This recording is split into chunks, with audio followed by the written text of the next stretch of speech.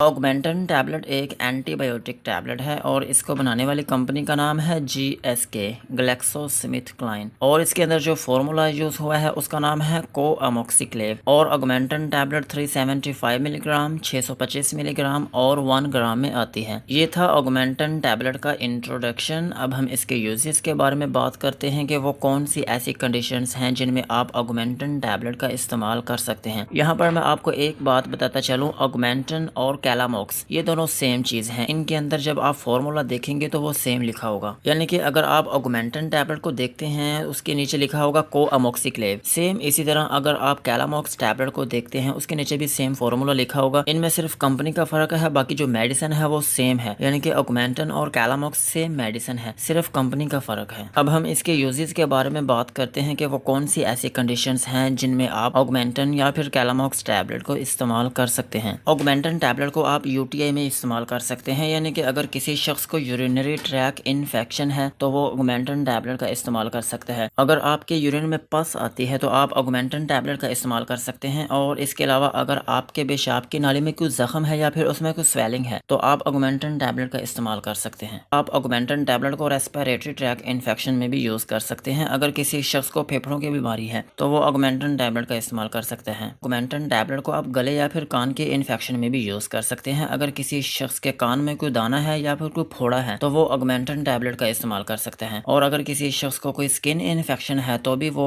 Augmentin tablet का इस्तेमाल कर सकते हैं। और इसके अलावा आप ऑगमेंटन टैबलेट को डेंटल इन्फेक्शन के लिए भी यूज कर सकते हैं। अगर किसी शख्स के गम्स या फिर मसूड़ों में स्वेलिंग है, उसमें पेन है, उनमें ब्लीडिंग होती है तो आप ऑगमेंटन टैबलेट का इस्तेमाल कर सकते हैं। और ऑगमेंटन टैबलेट को जॉइंट या फिर बोन की इन्फेक्शन के लिए भी यूज किया जाता है। अगर किसी शख्स की हड्डियों में कोई इन्फेक्शन है, उसके जोड़ों में कोई इन्फेक्शन है तो वो ऑगमेंटन टैबलेट का इस्तेमाल कर सकते हैं। और ऑगमेंटन टैबलेट का एक बड़ा यूज यानी कि एक अहम यूज इसका ये है कि आप इसको फोड़े की सूरत में इस्तेमाल कर सकते हैं। अगर किसी शख्स की बॉडी में बहुत बड़े बड़े बॉयल बने हुए हैं, फोड़े बने हुए हैं तो वो ऑगमेंटन टैबलेट का इस्तेमाल कर सकते हैं। और इसके अलावा अगर किसी शख्स का खुदा न खास्ता कोई एक्सीडेंट हुआ है, उसको कोई चोट आई है, उसकी बॉडी में कोई जख्म है तो वो ऑगमेंटन टैबलेट का इस्तेमाल कर सकते हैं। और ऑगमेंटन टैबलेट को पोस्ट ऑपरेशन में भी यूज किया जाता है। अगर किसी शख्स का कोई ऑपरेशन हुआ है, कोई ऑपरेट हुआ है आपकी बॉडी में तो आप ऑगमेंटन टैबलेट का यूज कर सकते हैं। जख्म की सूरत में आप इसको यूज कर सकते हैं, यानी कि अगर किसी शख्स का ऑपरेट हुआ है, उसका ऑपरेशन हुआ है तो वो ऑगमेंटन टैबलेट का इस्तेमाल कर सकते हैं। अगर किसी भी जगह आपकी बॉडी में कोई जख्म है तो आप ऑगमेंटन टैबलेट का इस्तेमाल कर सकते हैं। यही थे ऑगमेंटन टैबलेट के यूजेस। अब हम इसके साइड इफेक्ट्स के बारे में बात करते हैं कि इसको खाने से आपको क्या क्या नुकसान